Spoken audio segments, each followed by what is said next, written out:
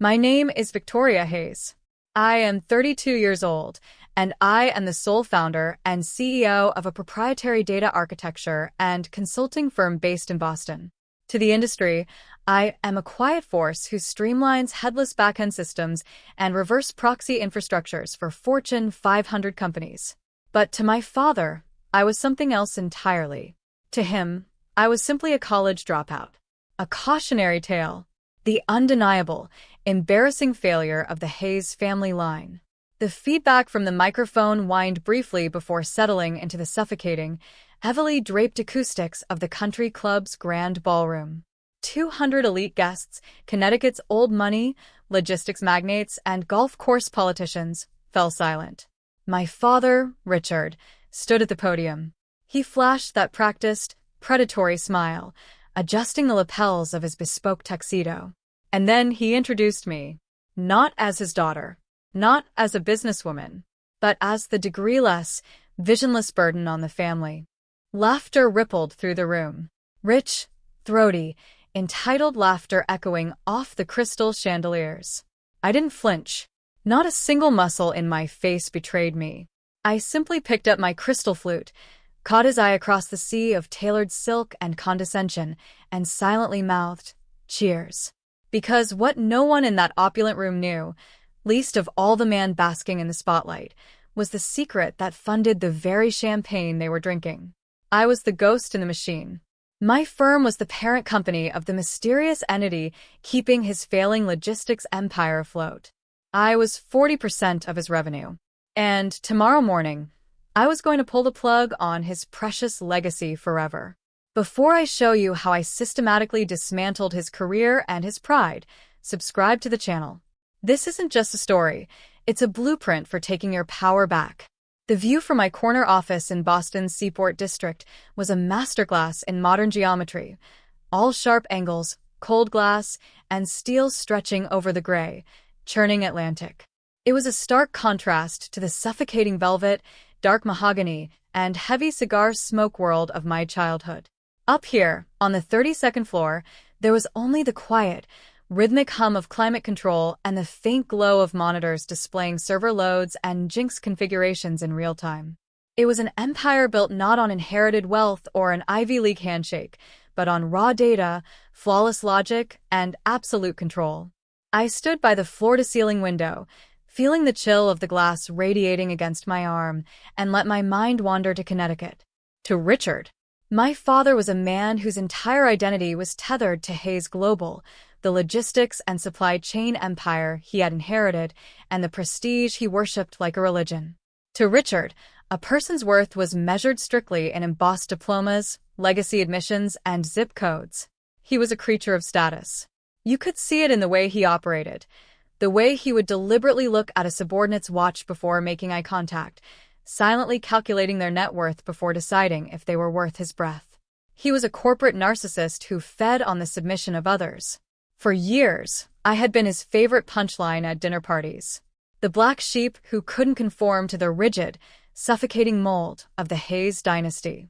I never argued when he mocked my decision to leave university. I never raised my voice or defended my choices. I simply observed him.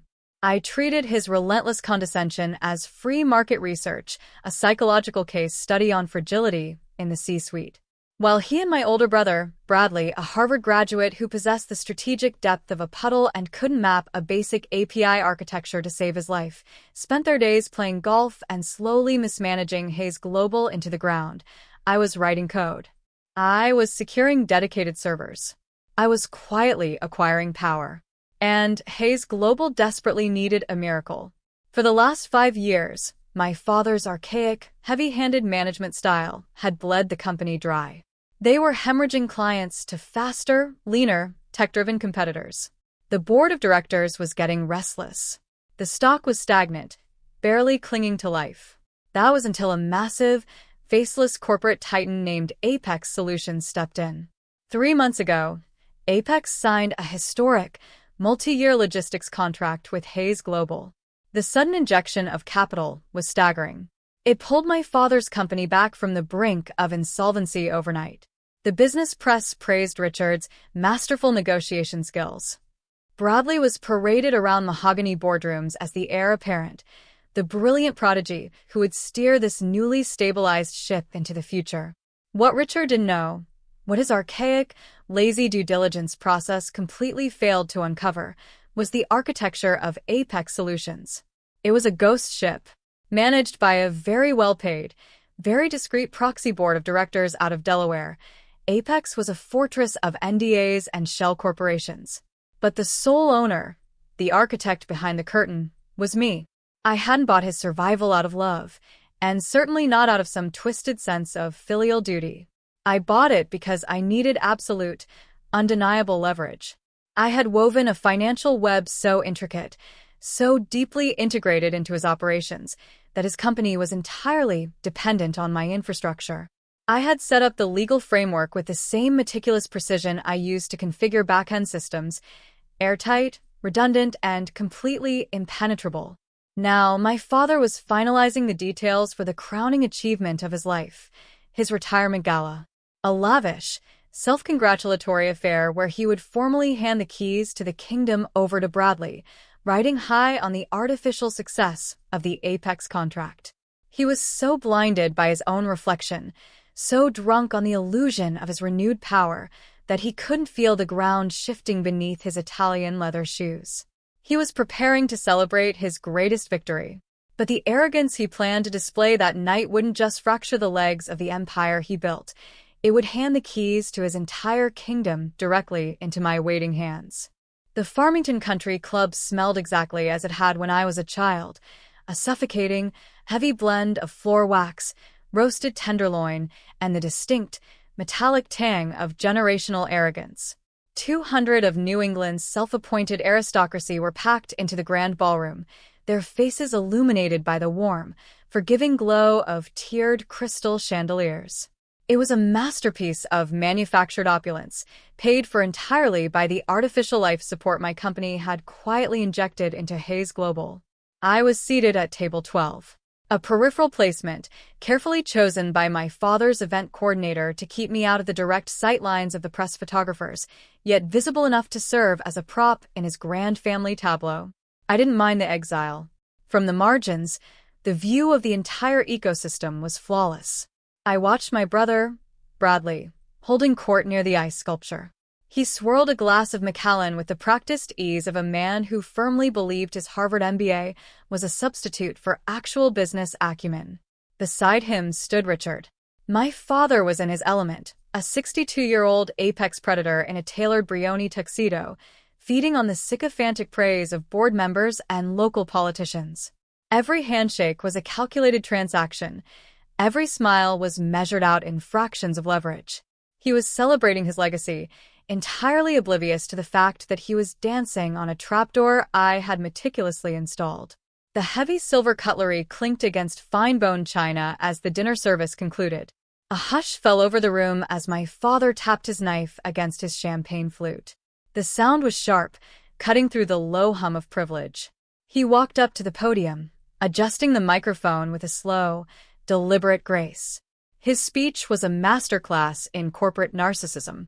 He painted a picture of Hayes Global as a titan of industry, weathering storms through sheer grit and his own unparalleled strategic genius.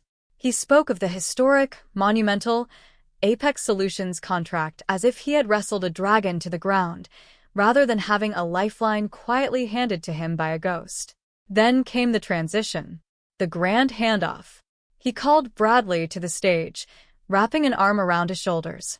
"A mind built for the complexities of modern commerce," Richard declared, his voice booming through the speakers. "The new CEO of Hayes Global.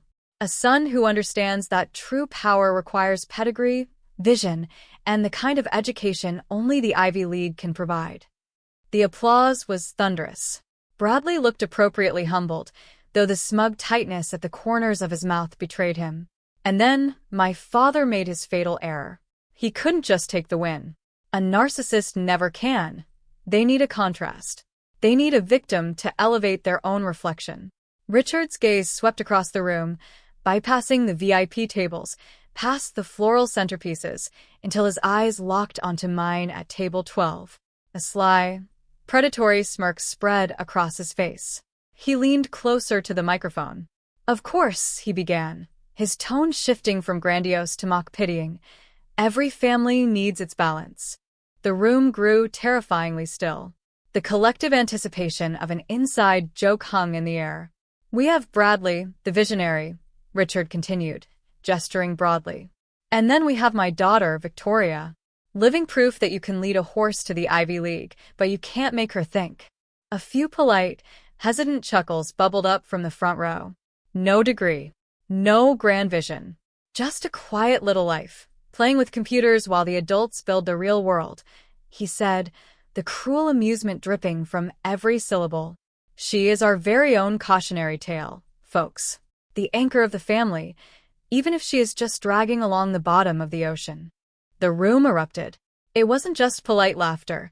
It was a roaring, throaty wave of absolute derision. 200 people, executives whose bonuses depended on my secret capital, wives draped in pearls bought with my proxy's money, threw their heads back and laughed at my expense. I watched the women at the next table covering their mouths, their eyes darting toward me with a mixture of pity and cruel delight. I didn't cry. My heart rate didn't spike. I felt absolutely nothing but a cold, surgical clarity. I looked down at the table. I picked up my heavy linen napkin, finding the edges with my fingertips, and folded it into a perfect, crisp square. I placed it gently beside my plate, exactly parallel to the dessert spoon. I reached for my crystal flute of Laurent Perrier, raising it just an inch off the tablecloth in a silent, solitary toast. I caught my father's eye through the blinding glare of the spotlights, holding his gaze as the laughter crested around me. "Cheers, Richard." I set the glass down. I stood up, my posture perfectly aligned, my expression a mask of absolute, impenetrable ice. I didn't rush. I walked the length of the ballroom, my heels clicking rhythmically against the hardwood floor, cutting a silent path through the sea of mocking faces. The heavy mahogany doors of the ballroom loomed ahead. I pushed them open, stepping out of the suffocating heat of his ego and into the quiet, dimly lit corridor of the hotel. Stepping out of the hotel and fading into the biting, cold Boston wind, the deafening roar of laughter I left behind was already beginning to die out. My father thought he had just revealed the biggest surprise of the night. He was completely unaware that the real surprise was hidden in the moment I pulled out my phone and dialed my lead attorney. The digital clock on my secondary monitor clicked to 5:15 a.m. Outside, the Boston skyline was still submerged in a deep, bruised indigo, the city asleep beneath a steady, freezing drizzle. The only sound in my sprawling corner office was the low, rhythmic hum of the servers in the adjacent cooling room and the sharp, decisive clack of my mechanical keyboard. I hadn't gone home after the gala. I had driven straight from Connecticut, trading my evening gown for a cashmere sweater and tailored slacks I kept in the executive washroom. There had been no tears during the 2-hour drive. No white-knuckled gripping of the steering wheel. Anger is a volatile, inefficient fuel. It burns hot, blinds you, and leaves you exhausted. I operated on a different frequency. I operated on cold, hard data. I took a sip of my black coffee, letting the bitter heat ground me in the present, and unlocked the heavily encrypted workstation that housed the Apex Solutions portfolio. My father's laughter, the collective mockery of 200 elites in that suffocating ballroom, was already a fading echo in my mind. They thought they had put me in my place. They thought the hierarchy of power was set in stone. If you are watching this right now and you've ever had to work twice as hard just to get half the respect, if you've ever had to swallow your pride in a room full of people who constantly underestimate your intelligence, hit that subscribe button. Because this story is about what happens when you stop being polite and start keeping receipts. Stay with me. I opened the Master Service Agreement, MSA, between Apex Solutions and Hayes Global. It was a sprawling, 300-page digital document, drafted by my legal team with microscopic precision. When my proxy board had negotiated this lifeline with Richard 3 months ago, he had been so desperate for the capital injection, so blinded by the zeros on the signing bonus, that he barely read the operational covenants. He assumed Apex was just another passive venture capital whale throwing money at an established brand. He didn't realize it was a bear trap. I pulled up the real-time performance dashboard I had quietly integrated into Hays Global's logistics tracking API as a condition of the contract.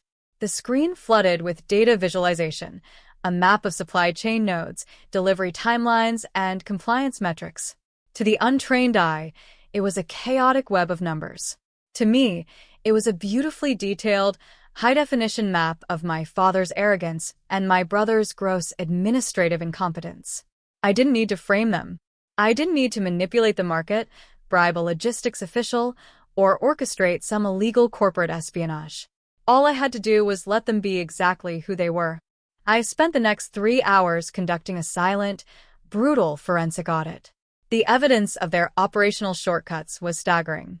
To pad their quarterly margins and fund the lavish executive bonuses Richard had immediately reinstated for himself and Bradley, Hays Global had been quietly violating the rigid service level agreements, SLAs, embedded in the Apex contract.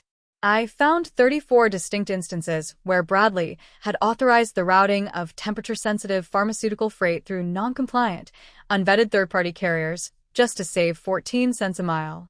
I cross-referenced the internal compliance logs and found forged quality assurance signatures on international customs declarations. They were aggressively cutting corners, degrading the operational standard and assuming the massive, faceless Apex conglomerate was simply too big to notice the microscopic cracks in the foundation. Under Section 4 of the agreement, they were legally bound to maintain a 99.8% on-time delivery metric. They were currently hovering at 94.2%. By corporate legal standards, it wasn't just a breach, it was a massacre. My fingers danced across the keyboard as I compiled the infractions into a single, undeniable dossier. Every missed delivery, every fraudulent compliance check, every unauthorized subcontracting maneuver was timestamped, verified, and linked directly to executive sign-offs by Richard and Bradley Hays. I opened a blank legal template on my primary monitor. The heading was simple, typed in crisp, bold font. Notice of immediate termination for cause. In the corporate world, for cause is an executioner's block. It bypasses any golden parachutes, voids all severance clauses, and triggers an immediate, non-negotiable cessation of all scheduled payments. It meant the 40% revenue stream that was currently keeping Hays Global's lights on would evaporate the exact second this document was delivered. I sent the command to the heavy-duty laser printer in the corner of my office. The machine whirred to life, spitting out 20 pages of high-grade, watermarked legal paper. The mechanical sound of the pages stacking upon each other was the sound of a guillotine being slowly, methodically cranked to the top of its track. I walked over and picked up the warm stack of paper, tapping the edges against the mahogany desk to perfectly align them. I reached into my desk drawer and pulled out a heavy, matte black fountain pen. As my pen hovered over the final signature line of the termination document, I thought about the man who had spent 3 decades making me feel like a ghost in my own family. When I signed my name to that page, it wouldn't just wipe out a company's balance sheet. It was going to permanently bankrupt a man's ego. I waited exactly 72 hours. In the architecture of a systemic corporate takedown, timing is just as critical as the payload. You have to let the initial euphoria of their perceived victory settle. I wanted Richard to have 3 full days to let the champagne headaches fade, to let his retirement officially commence, and to allow his false sense of security to calcify into absolute, concrete arrogance. I wanted Bradley to sit in the CEO's oversized leather chair just long enough to believe it actually belonged to him. Then, on Tuesday morning at precisely 8 a.m., I initiated the sequence. Sitting in the immaculate silence of my Boston office, I drafted an email from the encrypted executive domain of Apex Solutions. It was directed to the Hays Global Board of Directors, with Bradley and Richard carbon copied. The subject line was devoid of any emotion, a masterpiece of sterile corporate aggression, urgent, Apex Solutions contract alignment and comprehensive operational audit. The body of the message was brief, legally dense, and offered zero room for negotiation. It stated that due to internal restructuring at Apex, an immediate, On-site review of the current service level agreements was required to ensure ongoing compliance. It demanded a meeting in their primary boardroom at 10 o'clock sharp on Thursday morning. I had embedded a dormant tracking pixel within the digital signature of the email. I leaned back in my ergonomic chair, steepled my fingers, and watched the analytics dashboard on my secondary monitor. It took exactly 14 minutes for the first read receipt to ping. That was their executive secretary. 2 minutes later, the IP addresses accessing the document began to multiply rapidly. The legal department, the CFO, Bradley's smartphone. Panic, I had learned long ago, is a highly trackable metric. I could practically visualize the frantic scramble happening 100 miles away in Connecticut. The sudden, suffocating realization that the faceless giant holding their company's lifeblood was suddenly demanding to look under the hood. I knew exactly how the psychology of the Hayes men would dictate their next moves. Richard was likely at the Farmington Country Club, halfway through the back nine, enjoying the crisp morning air and the deference of his wealthy peers. His phone would have buzzed with a frantic call from Bradley. Bradley's Harvard-educated voice, usually so practiced and smooth, would be cracking with poorly concealed anxiety. He possessed no actual crisis management skills. His entire career had been a carefully curated simulation of leadership. Faced with a sudden, unannounced audit from the client keeping them out of bankruptcy, Bradley would have folded immediately. And Richard, addicted to the narcotic of his own ego, would have abandoned his golf cart without a second thought. He wouldn't view this audit as a fatal threat, but rather as a stage. It was a perfect, unexpected opportunity to swoop in, push his inadequate son to the periphery, and flex his masterful negotiation skills one last time. He would want to look the mysterious apex titan in the eye, shake their hand, and charm them into submission with his old-school, backslapping diplomacy. By noon, my proxy counsel received a groveling, highly accommodating response from Hayes Global. They confirmed the Thursday morning slot, assuring us that the entire executive floor would be at our disposal. At the bottom of the email, they requested a list of attendees from the Apex team so they could arrange appropriate security clearances and hospitality. I instructed my counsel to send back a single, chilling line. The Chief Executive Officer of Apex Solutions will be attending, unaccompanied. Clear the floor. Thursday morning arrived with a biting, clear blue sky. I prepared for the meeting with the same cold precision I applied to writing back-end code. I chose my armor carefully. I bypassed the standard, conservative Navy business wear and selected a tailored, pristine white crepe wool suit. It was stark, unapologetic, and offered no place to hide. It was the sartorial equivalent of a blank check, an assertion of absolute, untouchable authority. The drive down to Connecticut was silent. I didn't listen to music or podcasts. I drove my matte black Porsche Panamera down the I-84, listening only to the low hum of the engine and the methodical ticking of my own strategy, locking into its final gears. When I pulled into the visitor parking lot of the Hayes Global headquarters, a sprawling, imposing glass and steel monument that Richard had built to honor his own reflection, I didn't feel a shred of anxiety. I walked through the revolving doors and crossed the expansive marble lobby. The air was thick with the manufactured hush of corporate intimidation, designed to make visitors feel small. It had no effect on me. I owned the power grid that kept their lights on. Stepping into the polished, brass-paneled elevator, I pressed the button for the 40th floor. The mechanical hum of the ascension felt like the slow, deliberate pulling back of a bowstring. I knew exactly what was waiting for me at the top. The boardroom would be thick with a smell of nervous sweat, hastily masked by expensive cologne and freshly brewed Kona coffee. My father had undoubtedly spent the entire morning preparing his most practiced, sycophantic smile for the most important client of his life. I watched the digital floor indicator tick upward, 37, 38, 39, wondering how long it would take for that smug smile to freeze, shatter, and fall completely off his face when he realized exactly who was walking through the door. The chime of the elevator was a soft, synthetic ping that felt entirely too polite for the execution I was about to perform. The brass doors slid open smoothly, revealing the hushed, cavernous reception area of the 40th floor. The air up here was different, climate-controlled to a precise 72 degrees, heavily filtered, and thick with the scent of lemon oil wood polish and unspoken, palpable anxiety. The executive assistant, a woman in her late 50s who had spent a decade treating me like a bothersome intern whenever I called for my father, looked up from her dual monitors.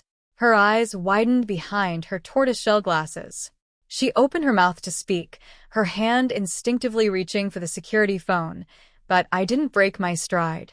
The sharp, metronomic clack of my heels against the imported Italian marble floor echoed like a countdown. The boardroom doors were massive slabs of solid mahogany, designed to keep corporate secrets in and the rest of the world out. I didn't knock. I placed both hands flat against the polished wood and pushed.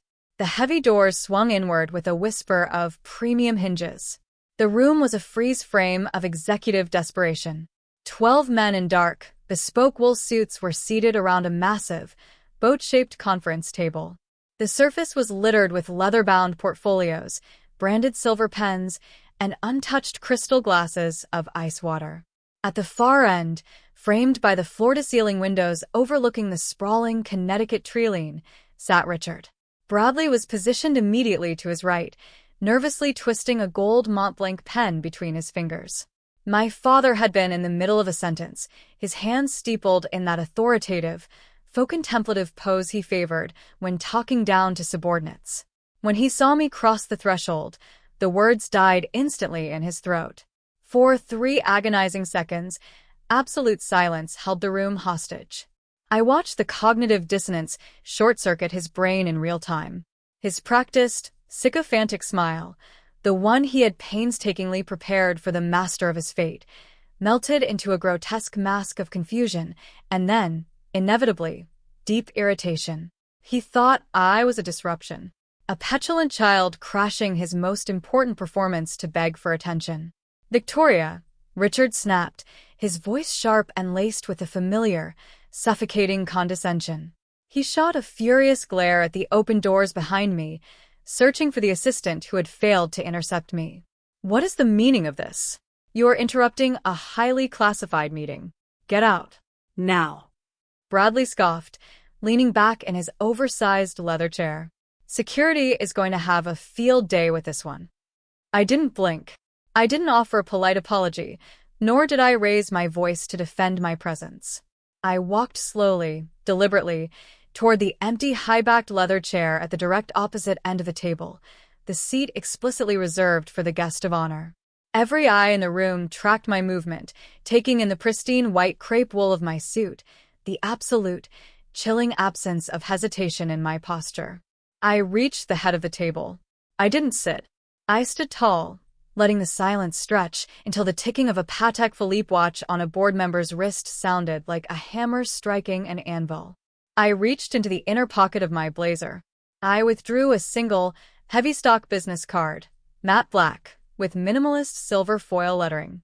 I placed it flat on the polished mahogany and pushed it with 2 fingers. It glided across the smooth surface, stopping precisely in front of my father's intertwined hands. Richard looked down at it, his brow furrowed in deep annoyance, as if I had handed him a piece of garbage. Then his eyes focused on the silver lettering. "Victoria Hayes, Chief Executive Officer, Apex Solutions." I watched the exact millisecond his reality fractured. It was a beautiful, microscopic physiological event. The color drained from his face, starting at the jawline and washing upward, leaving his skin a sickly, ashen gray. His pupils dilated. His mouth parted slightly, but no sound came out. The man who had spent a lifetime sucking the oxygen out of every room he entered was suddenly, violently suffocating. With my left hand, I dropped the 400-page, leather-bound termination dossier onto the table. The heavy thud made Bradley physically jump in his seat. "You were expecting the CEO of Apex Solutions," I said, my voice barely above a whisper, yet it cut through the room like a scalpel. "I am here." A low, frantic murmur of confusion rippled through the board members. Bradley leaned over to look at the card, his face scrunching in absolute bewilderment, his brain completely incapable of processing the data in front of him. This is a joke," Richard stammered, his voice weak, entirely stripped of its baritone authority. He looked around the room, desperately seeking an ally, an explanation, anything to anchor him to the reality he thought he still controlled. This is some kind of sick, elaborate joke. Section 4, subsection B of the Master Service Agreement, I stated, my tone devoid of any familial warmth or anger, stipulates a mandatory 99.8% compliance rating on all temperature-sensitive logistics. Your firm is operating at 94.0. I have documented 34 distinct instances of fraudulent quality assurance signatures, authorized by your newly appointed CEO. I didn't even grant Bradley the dignity of looking at him. It is a catastrophic operational failure. Vicky, please, Richard breathed, the word tasting like ash in his mouth. He was gripping the edges of the table so tightly his knuckles were bone-white. The paternal condescension was completely gone. He wasn't looking at his daughter anymore. He was staring down the barrel of a loaded gun. There is no Vicky in this room, Richard, I replied, holding his terrified gaze with absolute, unblinking stillness. I am the sole architect and majority shareholder of the entity that funds 40% of your gross revenue. And as of 8 o'clock this morning, due to gross negligence and breach of contract, that revenue stream has been permanently terminated. For cause. The legal notices have already been served to your general counsel. I didn't wait for the explosion. I didn't wait for Bradley to start hyperventilating, or for the 12 board members to realize their equity had just evaporated into thin air. The trap had snapped shut, breaking the neck of the beast instantly. I turned on my heel and walked toward the open double doors. As I stood up and headed toward the door, the scene I left behind was not that of a proud king who had looked down on me for years, but rather the image of an old, pitiable man struggling to breathe beneath the rubble of his own making. The drive back to Boston was accompanied by the gentle, rhythmic patter of afternoon rain against the windshield of my Panamera. I didn't turn on the radio. I simply listened to the quiet hum of the German engineering, letting the profound silence of the cabin wash over me. Behind me, exactly 100 miles away in a climate-controlled boardroom on the 40th floor, a corporate apocalypse was unfolding. But in my world, the atmosphere was perfectly still. I didn't need to be in a room to know the exact sequence of events that followed my departure. Physics and corporate greed dictate the same inevitable reactions. When the structural integrity of an empire is suddenly vaporized, survival instincts take over. By the time the markets opened on Friday morning, the legal reality of my termination notice had permeated the Hayes global infrastructure. A public company cannot hide a sudden, catastrophic loss of 40% of its revenue. It triggered a mandatory 8K filing with the Securities and Exchange Commission, a dry, sterilized document that essentially told Wall Street the company had just stepped on a landmine. I sat at my desk, sipping a Cordido, and watched my Bloomberg terminal. At 9:30 a.m., the opening bell rang. By 9:42 a.m., the ticker symbol for Hayes Global began to bleed. It was a beautiful, mathematical freefall. Institutional algorithms, sensing the sudden absence of the Apex Solutions safety net, began dumping shares by the millions. The stock chart looked less like a financial metric and more like a heart monitor flatlining in real time. By noon, 30% of the company's market capitalization had evaporated into the digital ether. The emergency board meeting convened that evening was, according to my proxy counsel sources, a bloodbath. 12 men who, just 48 hours prior, had clinked champagne glasses and toasted to my father's unparalleled genius, turned on him with the vicious precision of starving wolves. Loyalty in the C-suite is entirely conditional. It lasts exactly as long as the profit margins do. Because I had terminated the contract strictly for cause, explicitly documenting the fraudulent quality assurance signatures and gross negligence authorized by the executive suite, the board had the legal ammunition they needed to protect themselves. They didn't just fire Bradley from his 3-day tenure as CEO. They completely excised the Hayes name from the company charter. Richard was stripped of his title, his corner office, and his executive privileges. But the true masterpiece of the board's retaliation was the severance. Under the bylaws he himself had drafted years ago to punish underperforming subordinates, executive dismissal resulting from gross negligence immediately voided all golden parachutes. There would be no lavish retirement package, no vested stock options, no consulting retainer.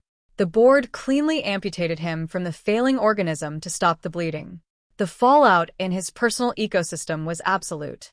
In the gated communities of Connecticut, where reputation is the only currency that matters, Richard became an overnight pariah. The whispers at the Farmington Country Club weren't about a hostile takeover by a ruthless competitor. They were about an old, arrogant man who had handed the reins to an incompetent son, fraudulently mismanaged his only lifeline, and destroyed a generational legacy. They didn't know I was the executioner. They only knew he had built his own guillotine. A month later, I stood by the floor-to-ceiling windows of my seaport office. The gray Atlantic was churning beneath a clear, brilliant sky. My firm had just acquired the shell remnants of 2 regional logistics networks at a fraction of their market value, integrating their fleets into my proprietary back-end system. The footprint of my empire was expanding quietly and flawlessly. I had never raised my voice. I had never engaged in a shouting match or begged for a seat at a table that was designed to exclude me. I simply bought the building the table was sitting in and evicted the tenants. You do not have to accept the value people assign to you. Respect is not earned with a framed piece of paper on a mahogany wall, nor is it granted by seeking validation from those fundamentally committed to misunderstanding you. True power is earned when you can quietly control the very system that prints those diplomas, using your own set of rules. And I had written my rules a long time ago. If this reminded you of a battle you had to win in silence, share this video, subscribe, and drop a comment below. I'll see you in the next story.